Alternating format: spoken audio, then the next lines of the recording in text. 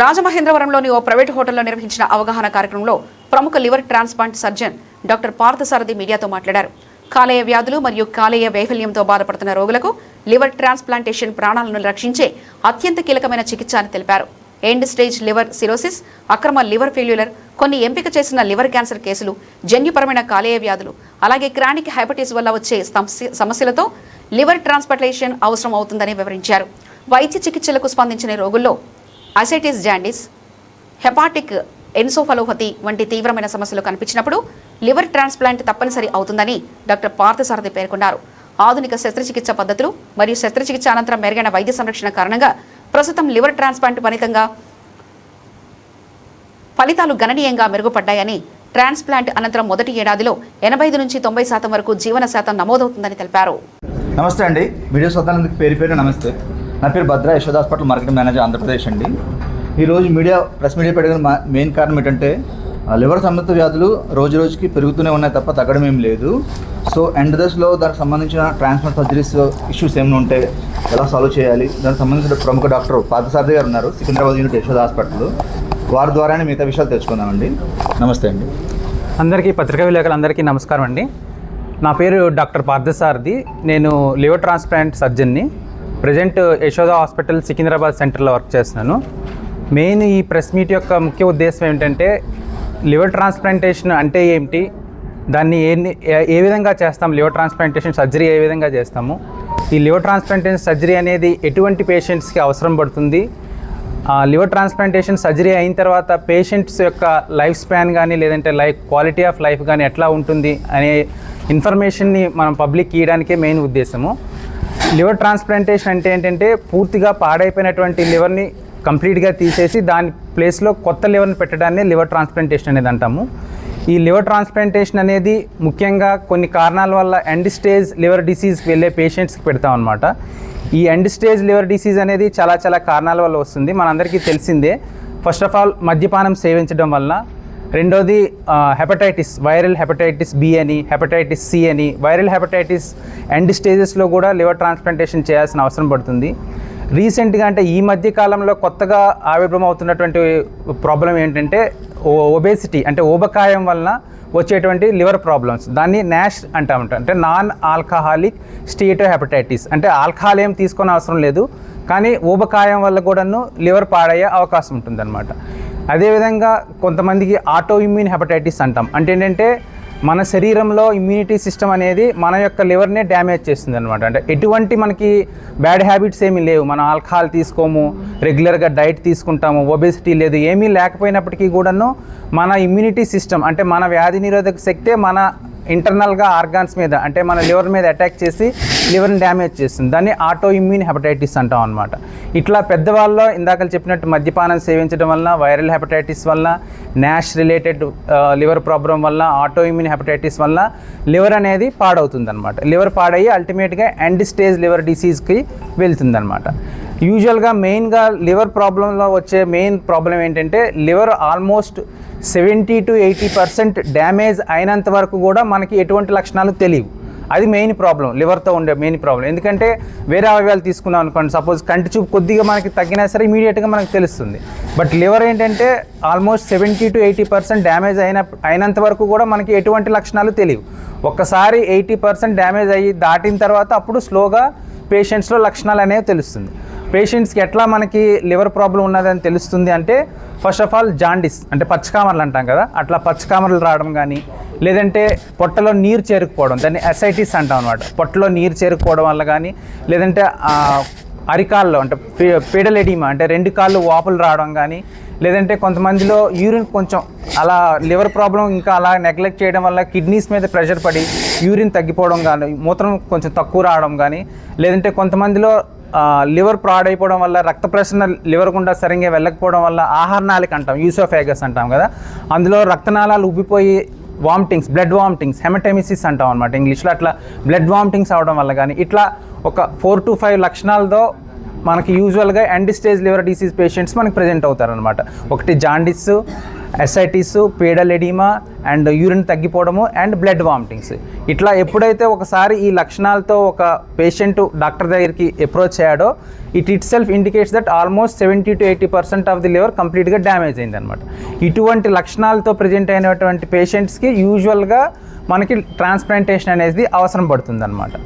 అయితే ఇది ఇందాక మీకు చెప్పినట్టు ఇవి లక్షణాలన్నీ కూడా పెద్దవాళ్ళు. అదేవిధంగా ఈ లివర్ ట్రాన్స్ప్లాంటేషన్ అనేది కొన్ని సందర్భాల్లో చిన్నపిల్లల్లో కూడా చేయాల్సిన అవసరం పడుతుందన్నమాట.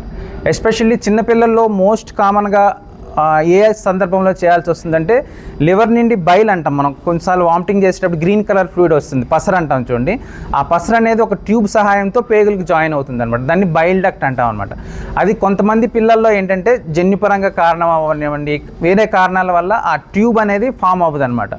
ఎప్పుడైతే ట్యూబ్ అనేది ఫామ్ అవ్వదో లివర్ నుండి జాయిన్ అంటే పేగులకి చేరాల్సినటువంటి ఫ్లూయిడ్స్ అన్నీ బంద్ అయిపోవడం వల్ల బ్యాక్ ప్రెషర్ వల్ల లివర్ డ్యామేజ్ అవుతుంది. దాన్ని బిలియరీ ఎట్రీషియా అంటాం అన్నమాట. ఇంగ్లీష్లో బిలియరీ ఎట్రీషియా అంటాం అన్నమాట. అట్లా చిన్నపిల్లల్లో కూడా ఇలా బిలియరీ ఎట్రీషియా వల్ల కానివ్వండి, కొన్ని జన్యుపరమైనటువంటి లోపాల వల్ల కూడా చిన్నపిల్లల్లో కూడా లివర్ కంప్లీట్గా ఎండ్ స్టేజ్ లివర్ డిసీజ్కి వెళ్ళే సందర్భం ఉంటుంది. వాళ్ళలో కూడా లివర్ ట్రాన్స్ప్లాంటేషన్ అనేది చేయాల్సిన అవసరం పడుతుంది. కనుక పెద్దవాళ్ళని ఏ కారణాల వల్ల లివర్ డ్యామేజ్ అవుతుంది అనేది మనం తెలుసుకున్నాము. అదేవిధంగా చిన్నపిల్లల్లో ఏ కారణాల వల్ల లివర్ డ్యామేజ్ అవుతుంది అనేది కూడా తెలుసుకున్నాం. ఇట్లా ఒక్కసారి ఎండ్ స్టేజ్ లివర్ డిసీజ్కి వెళ్ళిన తర్వాత అది పెద్దవాళ్ళు అవనివ్వండి, చిన్నవాళ్ళు అవనివ్వండి, ఇందాక మీకు చెప్పిన లక్షణాలు మాత్రం అందరిలోని సేమ్. జాండీస్ కానీ ఎసైటిస్ కానీ ఆ లక్షణాలు అందరిలోని సేమ్. ఒక్కసారి ఆ లక్షణాలతో ప్రజెంట్ అయ్యారంటే ఆల్మోస్ట్ వాళ్ళకి ఇంకా 100% లివర్ ట్రాన్స్ప్లాంటేషన్ సర్జరీ అనేది అవసరం పడుతుంది అనమాట. సర్జరీ ఎట్లా చేయొచ్చు? లివర్ ట్రాన్స్ప్లాంటేషన్ సర్జరీ అనేది 2 విధాలుగా చేయొచ్చు. ఒకటి ఏంటంటే లివింగ్ డోనర్ లివర్ ట్రాన్స్ప్లాంటేషన్ అంటాం. లివింగ్ డోనర్ అంటే ఏంటంటే మన ఫ్యామిలీ మెంబర్స్లోనే ఎవరో ఒకరు వాళ్ళ లివర్ని కొంత పార్ట్ మనకి డొనేట్ చేస్తే, అంటే పేషెంట్కి డొనేట్ చేస్తే పేషెంట్కి ఆ లివర్ని అమరుస్తాం అనమాట. మెయిన్ మనం తెలుసుకోవాల్సింది ఏంటంటే శరీర అవయవాలు అన్నింటిలోకి లివర్కి ఒక ప్రత్యేక లక్షణం ఉందన్నమాట. అది ఏంటంటే లివర్ని మనం కొంత భాగం తీసేస్తే అది మళ్ళీ రీగ్రో అవుతుంది అనమాట, పెరుగుతుంది అనమాట. సపోజ్ ఎవరైనా పేషెంట్ కొంత పార్ట్ వాళ్ళ రిలేటివ్స్కి ఎవరికైనా డొనేట్ చేస్తే వాళ్ళ హైట్కి వెయిట్కి తగ్గట్టు ఆల్మోస్ట్ ఒక 1 month 2 monthsలో మళ్ళీ it will go to it's normal size అనమాట. అది మెయిన్ లివర్ యొక్క మెయిన్ అడ్వాంటేజ్ అనమాట. ఆ అడ్వాంటేజ్ ఉండడం వల్ల మనం మన ఫ్యామిలీ మెంబర్స్లో ఎవరికైనా సరే లివర్ డొనేట్ చేయాల్సి వస్తే మనం డొనేట్ చేయొచ్చు అనమాట. ఆ విధంగా ఫ్యామిలీ మెంబర్స్ దగ్గర ఎవరి దగ్గరైనా సరే డొనేట్ చేసిన లివర్ని తీసుకొని సర్జరీ చేస్తే, పేషెంట్ని మనం సర్జరీ చేస్తే దాన్ని లివింగ్ డోనర్ లివర్ ట్రాన్స్ప్లాంటేషన్ అంటాం. సపోజ్ ఏదైనా కారణం చేత ఫ్యామిలీ మెంబర్లో డొనేట్ చేయడానికి ఆప్షన్ లేకపోయింది, అంటే బ్లడ్ గ్రూప్ మ్యాచ్ అవ్వకపోవడం వల్ల కానీ, లేదంటే డొనేట్ చేసే సందర్భం అవకాశం లేకపోతే అప్పుడు మనం రెండో ఆప్షన్ ఉంటుంది, దాన్ని డిసీజ్డ్ డోనర్ లివర్ ట్రాన్స్ప్లాంటేషన్ అంటాం. అంటే మన అందరం తెలిసిందే, అంటే బ్రెయిన్ డెత్ అయిన వాళ్ళు అంటాం. బ్రెయిన్ డెత్ అంటే రోడ్ ట్రాఫిక్ యాక్సిడెంట్లో కానీ, లేదంటే క్రానిక్ కిడ్నీ డిసీజెస్లో బ్రెయిన్లో బ్లడ్ క్లాట్ అయిపోయి బ్రెయిన్ డెత్ పేషెంట్స్ అంటారు. అటువంటి బ్రెయిన్ డెత్ అయిన పేషెంట్స్ వాళ్ళ యొక్క ఫ్యామిలీ మెంబర్స్ కొంచెం మంచి హృదయంతో వాళ్ళ యొక్క ఆర్గాన్స్ని డొనేట్ చేస్తారు. అన్ని అవయవాలు, హార్ట్ డొనేట్ చేస్తారు, కిడ్నీ డొనేట్ చేస్తారు, లంగ్స్ డొనేట్ చేస్తారు. అట్లా డొనేట్ చేసినటువంటి లివర్ని మనం వాడుకుని పేషెంట్స్కి సర్జరీ చేస్తే దాన్ని డిసీజ్డ్ డోనర్ లివర్ ట్రాన్స్ప్లాంటేషన్ అంటాం. అంటే ఈ విధంగా లివింగ్ డోనర్గా ట్రాన్స్ప్లాంటేషన్ చేయొచ్చు. అదేవిధంగా కెడావర్ సహాయంతో డిసీజ్ డోనర్ లివర్ ట్రాన్స్ప్లాంటేషన్ కూడా చేసుకోవచ్చు. అయితే నెక్స్ట్ మనకు వచ్చే మస్ట్ డౌట్ ఏంటంటే లివింగ్ డోనర్లో ఎవరు డొనేట్ చేయొచ్చు, అంటే ఫ్యామిలీ మెంబర్స్లో ఎవరు వాళ్ళ యొక్క రిలేటివ్స్కి డొనేట్ చేయొచ్చు. ఎవరైనా సరే 18 years దాటిన వాళ్ళు అనమాట, అంటే అడల్ట్స్ 18 years దాటిన వాళ్ళు ఎవరైనా సరే డొనేట్ చేయడానికి ఎలిజిబుల్ అనమాట. ఇట్లా ఎవరైతే డొనేట్ చేయడానికి ఎలిజిబుల్ అనుకుంటామో వాళ్ళకి మనం కొన్ని బేసిక్ టెస్టులు చేస్తాం అన్నమాట. అంటే నేను ఇప్పుడు చెప్తుంది ఏంటంటే లివింగ్ డోనర్ లివర్ ట్రాన్స్ప్లాంటేషన్ గురించి చెప్తున్నా.